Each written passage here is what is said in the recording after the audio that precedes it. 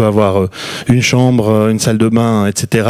On peut avoir des espaces de vie où on a à la fois la cuisine et le séjour, la cuisine et le coin à manger, on peut relier deux modules, etc. Donc on s'est dit, tiens, il y a toute une série de fonctions vitales, on va les appeler comme ça dans un logement, et on pourrait les ramener à un module. Alors, quand on travaille sur ça, on est passé par toutes sortes de dimensions. Finalement, on est arrivé sur 22 mètres carrés. Je peux pas garantir que c'est le module sacré et juste pour le logement contemporain. Par rapport aux contraintes techniques, constructives, fonctionnelles, ça nous paraissait être un bon élément. Et puis, imaginez qu'on pourrait faire des bâtiments avec ces modules qui seraient à la fois des éléments très stricts au niveau porteur, mais qui pourraient aussi évoluer dans le temps puisqu'ils sont tous de la même taille. On peut imaginer que si on s'arrange pour que tous ces éléments soient relativement faciles à modifier, le logement pourrait justement changer peut-être plus facilement au cours de sa vie et s'adapter à cette structure sociodémographique qui évolue en permanence. Donc ensuite, partant de ces éléments, on a travaillé sur une agrégation. Donc vous voyez un bâtiment type, hein, il a pris le nom de Swiss Wood House. C'est une manière de gérer les trois langues nationales qui est peut-être pas la plus élégante, mais qui permettait justement de pouvoir faire un bâtiment en bois, un bâtiment modulaire, et puis qui, dans le cas présent, permet avec ces différents modules que vous retrouvez ici, hein, ces 22 mètres carrés, créer un grand appartement, un plus petit, un autre appartement plus important, autour d'une cage escalier qui elle-même vient s'insérer dans un de ces modules, et donc de créer par ces éléments un système qui crée un bâtiment, mais qui en même temps a une évolutivité peut-être plus grande justement que le logement classique, puisque les modules sont assez strictement pensés entre la partie porteuse et la partie non porteuse. Donc on a développé ensuite, cette recherche a continué, on a développé une vision constructive réelle, donc de pouvoir imaginer avoir un espace central fonctionnant avec une structure béton, le reste intégralement conçu par des éléments porteurs en bois à l'extérieur et non porteurs, vous voyez ces éléments rouges à l'intérieur de ces modules, insérer malgré tout dans la structure des préfabriqués en béton pour avoir une acoustique satisfaisante entre les différents étages et parvenir petit à petit à un bâtiment. On a aussi développé toute une série d'aspects techniques, je vais pas les énumérer complètement aujourd'hui, mais qui permettent justement d'atteindre aussi des objectifs de cette société à 2 kW, donc cette division par 3 de l'énergie. Ça repose essentiellement sur une excellente enveloppe du bâtiment, un renouvellement d'air et puis l'intégration de différentes ressources d'énergie renouvelable, notamment toiture solaire et puis gestion par une pompe à chaleur de la géothermie dans le sol. Donc de pouvoir imaginer un bâtiment idéalement évolutif, aussi peu consommateur de ressources. Et globalement, c'était un projet de recherche à la base, donc on a développé avec une certaine liberté ou une certaine fraîcheur. Et puis on s'est dit, il faudrait peut-être qu'on puisse imaginer en construire un comme prototype pour vérifier aussi si nos théories tenaient la route. Donc là, on a fait une première simulation relativement simple, hein. C'est de l'autre côté des voies de la ville de Berne, donc c'est en face de notre bureau, il y avait une parcelle libre, donc on s'est dit on va insérer notre bâtiment pour voir si ça peut être crédible qu'un bâtiment de la sorte se construise en ville. Globalement, ça n'a pas débouché directement sur la réalisation, mais ça a montré que c'était plus qu'un système, ça pouvait devenir un bâtiment ou des bâtiments de manière réelle. Et puis on est en train de travailler sur un projet dans la région de Lucerne aujourd'hui, qui consiste en 3 bâtiments qui justement vont concrétiser cette vision pour qu'on puisse tester si les éléments qu'on a mis en place sont réellement crédibles. Je vous cache pas qu'on a aussi dû trouver des partenaires qui étaient prêts à nous suivre, parce que quand on fait un bâtiment qui a un standard énergétique qui est en avance de plus de 30 ans, on a aussi des coûts qui sont un peu moins efficaces aujourd'hui que le bâtiment, je dirais, usuel. Donc il y a eu aussi une réceptivité pour tenter cette expérience du côté d'un investisseur qu'on a mis un peu de temps à trouver, mais qui est là aujourd'hui.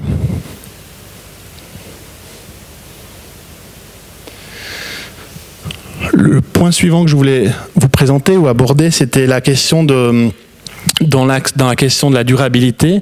On est aussi amené souvent en fait à revisiter des modèles. C'est-à-dire pour moi de parfois tomber sur une question qui n'est pas une question particulière pour beaucoup, mais qui confrontée à nos envies d'économie d'énergie, de structuration du confort pour les usagers, tout d'un coup sont des questions très complexes, parce qu'on ne souhaite pas faire le modèle type pour donner la même réponse qui a déjà été donnée de très nombreuses fois, mais développer une réponse sur mesure est différente.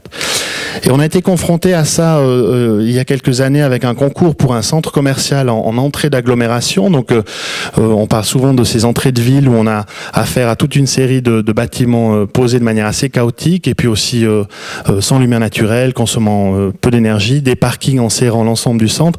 C'était exactement ça qu'il y avait sur ce site, avec des parkings qui couvraient l'ensemble de la surface et puis un volume de centre commercial qui était à repenser. Alors on a été invité à ce concours un peu à titre d'outsider parce qu'on n'avait jamais fait ce type de fonction. On n'est peut-être pas les premiers d'ailleurs à être amenés à travailler sur ce site. Et puis on a accepté de participer au concours qui était sur invitation, pour autant qu'on pourrait essayer de travailler les mêmes thèmes que dans les autres bâtiments, même si précisément dans le cas d'un bâtiment commercial comme celui-ci, c'est pas vraiment l'élément qui est travaillé en premier. Donc le concours a consisté à conserver des bâtiments qui nous paraissaient fonctionnellement et adaptés sur le site, notamment une centrale de distribution qui se trouve ici, qui est reliée au réseau de chemin de fer.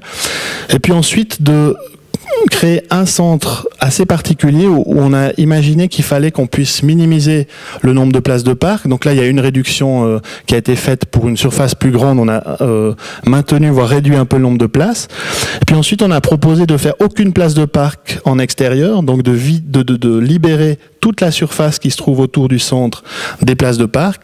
Et puis d'imaginer que si une grande partie du flux vient par l'autoroute, qu'il puisse rentrer directement dans le centre. Donc le parking a pris place le long d'un grand volume, avec l'idée qu'on rentrerait très vite dans le centre. On ne parcourrait pas des grandes distances comme précédemment.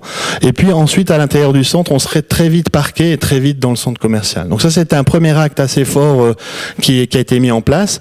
Un deuxième a été donc de créer un espace public au centre du bâtiment. Souvent, la philosophie du commerce, c'est de faire des dédales où le client se perd, avec l'idée que l'idée qui a été parfois même démontrée, plus il passe de temps dans le centre commercial, plus il va consommer parce qu'il s'ennuie, donc il va acheter quelque chose. Dans notre idée, on se disait qu'à l'échelle de ce site, où à certains moments de la journée, il y a jusqu'à 10 000 personnes sur le site, il nous paraissait important de le considérer de manière totalement différente et donc d'exprimer plutôt une permanence avec un grand espace rectangulaire, très simple, qui serait justement un espace dédié en fait à une place publique, et puis vous le verrez par après, un élément plutôt éphémère qui pourrait varier aux alentours en fonction de l'évolution des commerces. Au niveau de la façade, on a travaillé sur un système qui fonctionne, qui a été inspiré plutôt par la façade nord. Donc là vous voyez, c'est encore en travaux, mais vous voyez l'entrée dans le parking qui se trouve dans ce secteur-ci. Donc on peut dire qu'on entre dans le centre avec sa voiture, si on peut dire. Et puis globalement, on a un traitement pour notre part qui permettait de réunir l'ensemble du bâtiment, que ce soit un parking, des bureaux, des commerces, des cabinets médicaux, différentes fonctions qui s'y trouvent, la crèche et les livraisons. Tous ces éléments font partie de ce volume et on a créé une surface qui ne cherchait pas à avoir une rigueur absolue en termes de positionnement des fenêtres, mais chercherait plutôt à avoir un effet de pixels qu'on pourrait activer, ouvrir, fermer, qui pourrait aussi, ça a été construit comme ça dans le futur, évoluer si tout d'un coup on retransforme une partie du centre, soit pendant les travaux où on a mis quelques commerces de manière temporaire ici, soit plus tard si des bureaux ou d'autres fonctions venaient, on pourrait utiliser cette structure de manière relativement permanente parce qu'elle était prévue pour accepter dès le début le changement. Et puis ensuite au niveau du plan, donc vous voyez la contraction extrême de toutes les voitures qu'on a mis sur ces étages de parking avec des rampes hélicoïdales dans les angles, des distributions relativement rapides jusqu'à cet espace central qui, comme je le disais, a une vocation de permanence, donc reste comme une place publique, sachant que autour de cette structure, toute une série, j'ai presque envie de dire une forêt de piliers entoure cet élément avec des cloisonnements entre petits commerces et jusqu'à très grands commerces. Vous voyez qu'il y a une grande diversité de fonctions qui peuvent venir, avec l'idée aussi que ces choses-là allaient évoluer dans le futur, mais qu'il fallait justement travailler sur les éléments les plus intangibles. Et un des éléments qui nous paraissait incontournable, c'était d'avoir de la lumière naturelle au centre de ce bâtiment. Alors ça paraît anodin, mais en fait parler de lumière naturelle dans un centre commercial, ça bouleverse une partie des a priori, d'autant plus que nous voulions nous avons proposé pas seulement de la lumière naturelle au sens de la quantité de lumière qui arriverait, donc pas seulement une lumière nord qui serait homogène toute l'année, comme on peut la voir dans certains espaces, notamment d'aéroports par exemple, mais de travailler en fait avec une lumière directe aussi, et donc de travailler sur cette toiture qui est une structure en bois. Donc on a développé de manière assez particulière pour créer cet espace, et qui aurait justement des fissures variables qui va permettre d'amener aussi parfois de la lumière directe, et puis de sentir quand on y travaille, quand on y est, les saisons, les différentes variations qu'on peut y trouver, plutôt que d'avoir quelque chose de certes éclairé naturellement, mais qui serait toujours la même chose. Donc de pouvoir aussi avoir une dimension d'espace public comme une place à l'extérieur par cette variation de lumière. Vous voyez aussi la notion de permanence par rapport à la forme, hein, c'est une structure très importante en termes de portée. Elle regroupe aussi différents aspects techniques, et puis une ligne qui délimite un certain niveau, qui est le niveau des devantures, où là, un peu dans l'esprit d'une rue, on peut aussi imaginer que ces choses-là peuvent évoluer, peuvent changer, sans remettre en question l'équilibre global, un petit peu comme dans le tracé d'une ville qu'on trouve dans différentes configurations usuelles. Vous voyez aussi que la lumière descend jusqu'au deuxième niveau, donc ça nous paraissait aussi important de pouvoir créer une atmosphère assez différente et permettre aussi l'activité commerciale. Après beaucoup de discussions, ça a été possible. Un deuxième point qui nous paraissait important, c'est de pouvoir se dire, globalement, on va essayer d'économiser là aussi l'énergie, comme dans le bâtiment précédent que je vous ai présenté précédemment. Donc d'essayer aussi de se donner des objectifs assez ambitieux. Et pour ce faire, on a fait toute une série de mesures particulières. C'est aussi très technologique, un centre de la sorte. Il y en a un des points qui me paraît important à soulever, c'est d'utiliser justement l'élément architectural qu'on avait développé pour gérer une partie du climat intérieur de manière naturelle. Donc je vous ai mis deux exemples deux extraits de simulation dynamique, qui montre qu'en fait, en utilisant là aussi le climat extérieur, le climat de cet endroit, on peut utiliser des effets de succion, vous le voyez ici en dépression, pour autant qu'on perce des éléments au bon endroit dans cet élément, on peut naturellement extraire de la chaleur, plutôt que de fermer l'ensemble du système, et puis devoir être contraint de le rafraîchir par climatisation. Donc on voit que à des moments de l'année, on admet aussi qu'on a des espaces en partie haute qui sont relativement chaudes, hein, on voit que on va jusqu'à 34 degrés, mais en fait les utilisateurs se trouvent dans la partie basse, et là on a de 25 degrés, 5, donc on est tout à fait dans un confort estival acceptable. Dans une situation classique, on aurait tendance à fermer tout ce système, il y a des centres qui existent comme ça, et à climatiser l'entier du volume, alors qu'en fait ça ne sert à rien, et il n'y a pas d'usager qui se trouve à cet endroit-là. Donc c'était aussi une démarche là, de faire non seulement une démarche de lumière naturelle importante pour le lieu, mais aussi de pouvoir utiliser cet élément majeur de l'architecture de ce bâtiment pour en faire une machine à gestion bioclimatique. Vous voyez, l'air est prise dans des parties inférieures, donc de l'air frais, et puis est extrait à travers ce bâtiment pour rafraîchir celui-ci. Alors, compte tenu des volumes qui se trouvent dans ce bâtiment, on a des effets, on a des effets énergétiques qui sont très importants. On a comparé à une étude qui avait été faite en 2010 sur l'ensemble des centres qu'on trouve en Suisse. On se rend compte que le bâtiment qui a été créé correspond au bâtiment qui consomme le moins en Suisse, tant en chauffage d'électricité. Dans la réalité, simplement, c'est jamais le même centre qui a les deux valeurs. On a un centre qui consomme peu de chauffage parce qu'il y a beaucoup d'électricité, ou qui consomme peu d'électricité parce qu'il y a peut-être une performance thermique. Mais là, on a réussi justement à tendre vers ces valeurs globales.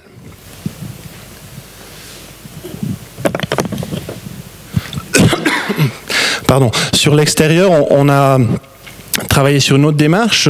J'expliquais que on a substitué l'ensemble des places de stationnement par un parc qui fait justement la transition entre l'échelle du village voisin et le centre. C'est un grand bâtiment, donc ça nous paraissait aussi important de l'inscrire dans le territoire. Et pour donner une forme à cette démarche, pour aussi en fait valoriser les matériaux qui étaient excavés sur le site, on a dû d'une part démolir certains bâtiments, d'autre part excaver une partie du site. On a décidé de travailler en fait, de sculpter le terrain sous forme de pyramide. Donc c'est une série de tétraèdres qui crée cet univers, qui permet justement de de pouvoir récupérer les matériaux qu'on aurait dû amener sinon très loin, avec aussi beaucoup d'impact sur l'environnement. Et donc, dans le cas présent, à la fois d'un point de vue architectonique, environnemental et économique, créer un nouveau paysage qui vient prendre place le long de ce site et qui fait la transition entre le village voisin et puis l'architecture assez particulière de notre bâtiment. Et cerise sur le gâteau, ces discussions ont amené à mettre en réseau la commune voisine et l'opérateur du centre, qui a permis justement de créer aussi des gradins et des espaces pour des activités communales qui ont pris place sur ce parc. Donc le pari qu'on avait fait au début de remplacer les places de stationnement par un parc, je dirais, a fonctionné au-delà de nos espérances avec les partenaires qui nous ont rejoints après.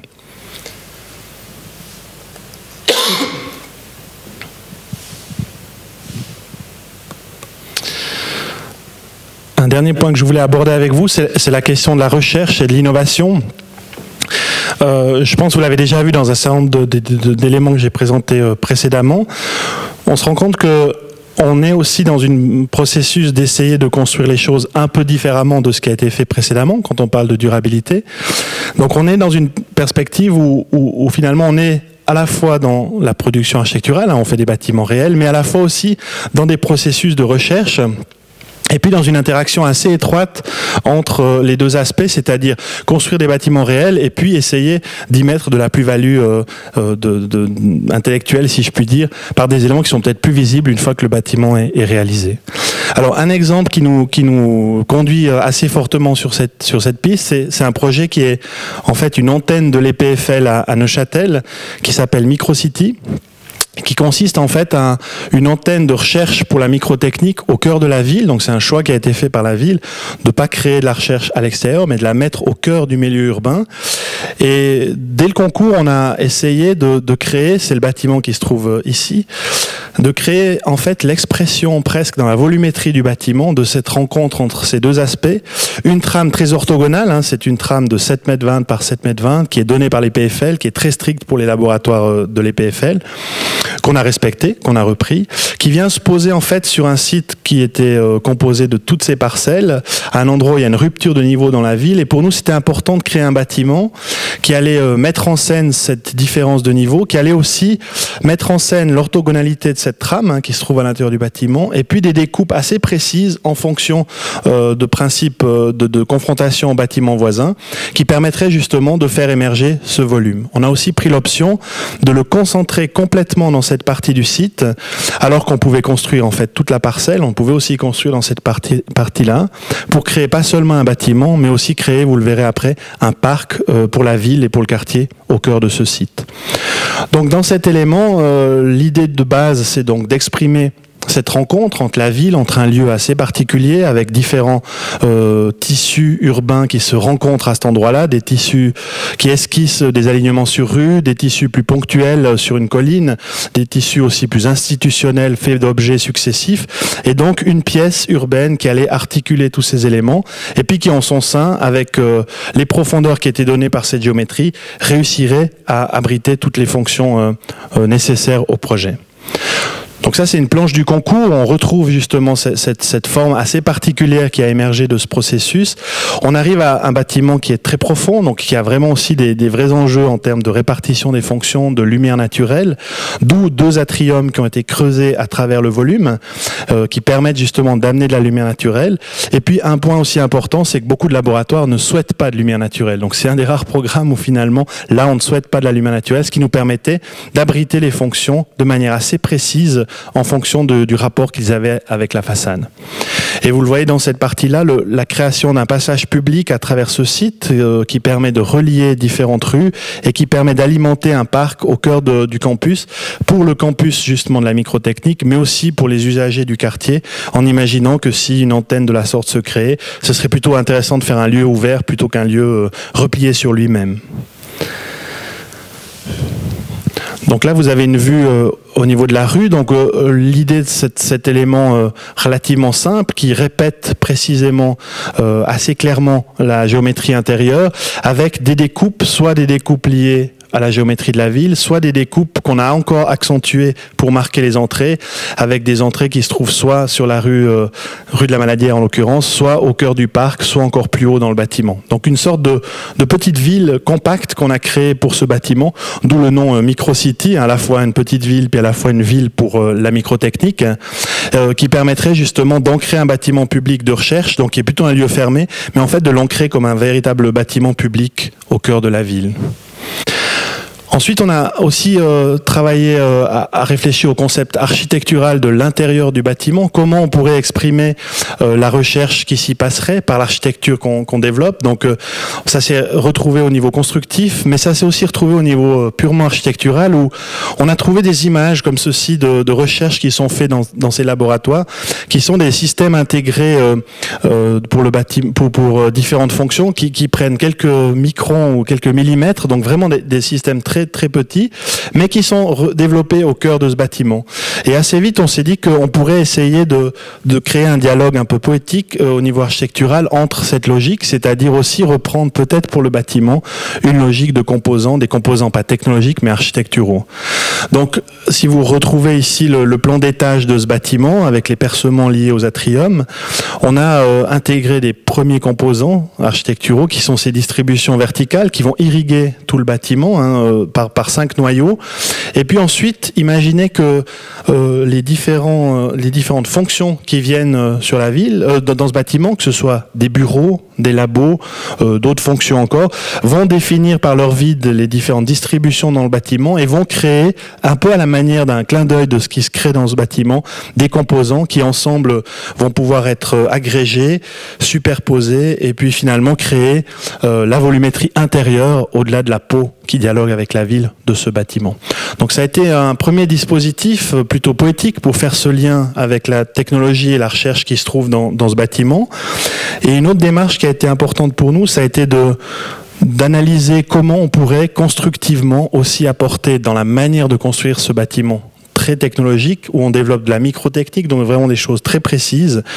Essayer peut-être de proposer autre chose qu'un bâtiment classique, où on coule du béton, où on fait des éléments assez massifs. Et donc on est parti de cette idée, de cette trame que vous retrouvez sur ces plans, pour justement identifier toute une série d'endroits dans le bâtiment où on pouvait travailler avec d'autres structures que la structure classique qui se trouve utilisée dans ce type de bâtiment.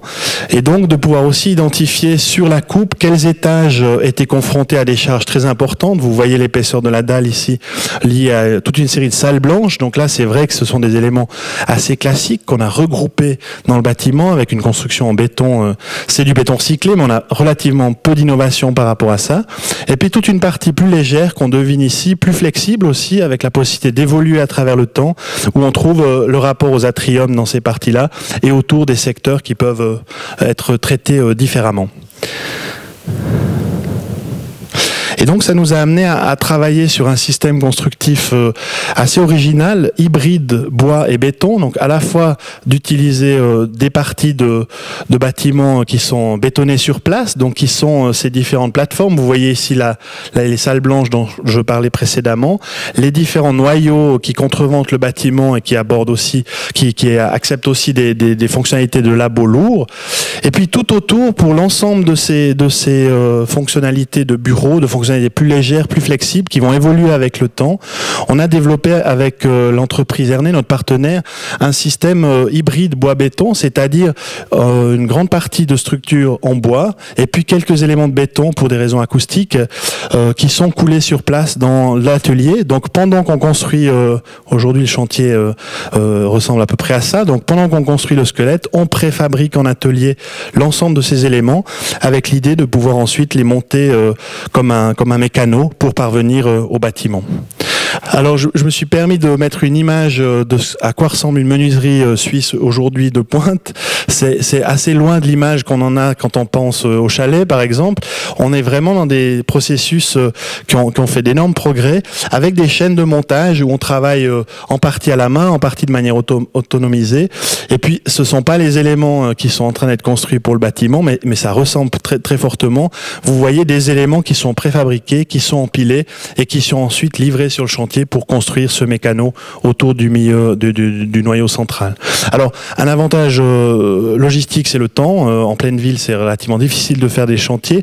Un avantage environnemental, c'est aussi de pouvoir avoir peu d'énergie grise qui sont mis dans les matériaux, puisqu'on peut travailler en substituant une partie du béton par le bois et on obtient d'assez bons résultats. Donc on a aussi toute une série de labels qui sont donnés au bâtiment pour développer justement d'autres modes constructifs. Puis le dernier point, pour nous qui est plus poétique ou qui est peut-être pas lisible directement, c'était d'imaginer qu'on ferait un bâtiment pour des fonctions de recherche technologique qui lui-même, à son échelle, à l'échelle de l'industrie du bâtiment, fonctionnerait aussi avec des notions de précision, des notions de souplesse et des notions technologiques, plutôt que de fonctionner sur des modèles plus classiques. Donc là aussi, l'idée d'avoir une démarche qui donne en fait une réponse pour répondre à plusieurs envies, plusieurs besoins, plusieurs enjeux.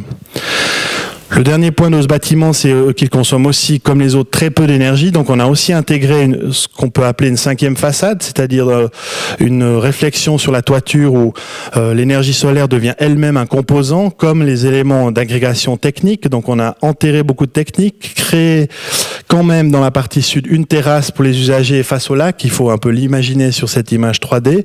Et puis ensuite, on retrouve les atriums, les percements et les différents composants, comme l'énergie, comme les autres éléments, qui retrouvent en cinquième façade la logique qu'on a dans le reste de ce bâtiment. Et puis on a eu récemment la nouvelle, on va aussi pouvoir coupler ce bâtiment sur une boucle d'eau du lac, donc on est tout près du lac, qui va permettre de rafraîchir aussi passivement ce bâtiment, avec un effet d'entraînement, puisqu'on va pouvoir y greffer l'hôpital de la ville et puis un autre centre de recherche, donc qui permet aussi de créer du froid en allant à 1000 mètres de longueur dans le lac. On obtient une eau en permanence à des degrés inférieurs qui permet de rafraîchir le bâtiment de manière écologique. Donc là aussi, l'idée de pouvoir, par ce type de projet pilote, greffer d'autres bâtiments qui existent déjà, l'hôpital et d'autres bâtiments, pour économiser aussi, pour profiter aussi de cet effet d'entraînement de durabilité.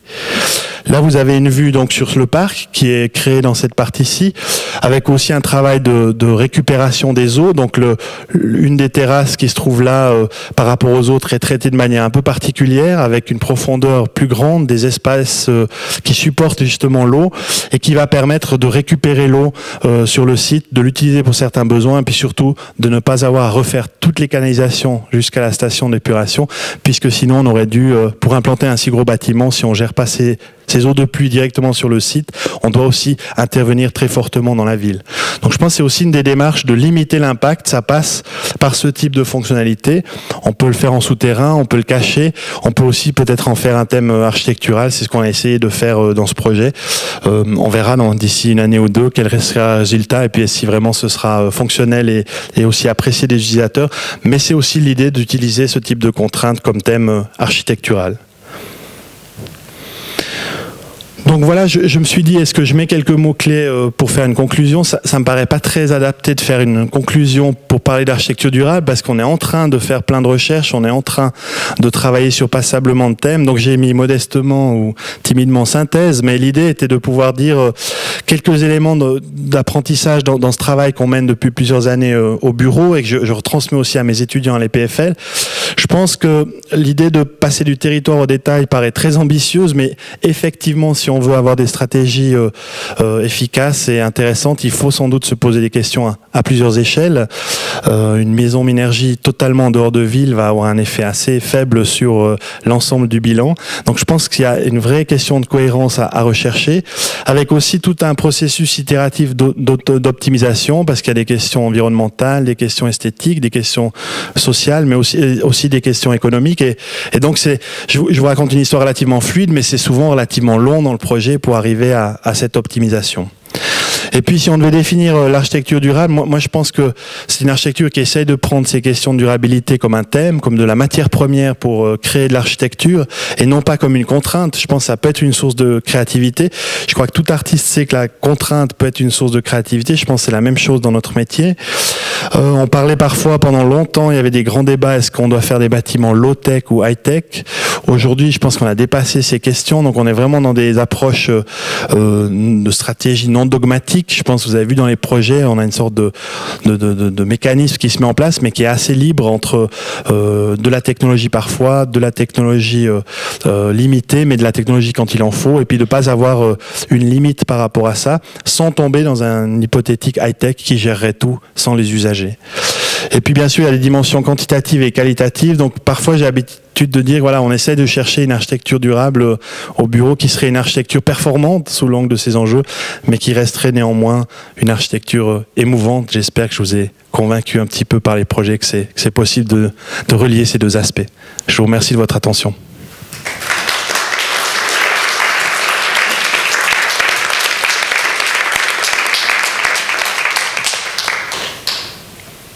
Et puis je suis bien sûr à disposition si vous avez des questions.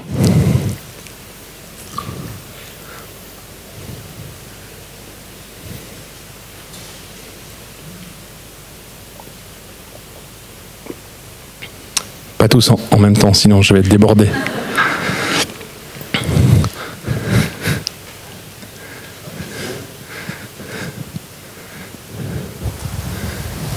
Alors, s'il n'y a pas de questions, on vous invite à retourner vers le hall d'entrée où il y a un apéritif qui est servi. Et là, vous pourrez lui poser des questions. Là, vous pourrez.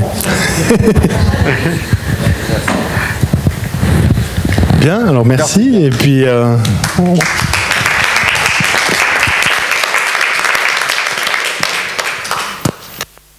Et puis je suis à disposition vraiment à l'apéro si vous voulez me parler, avec des questions.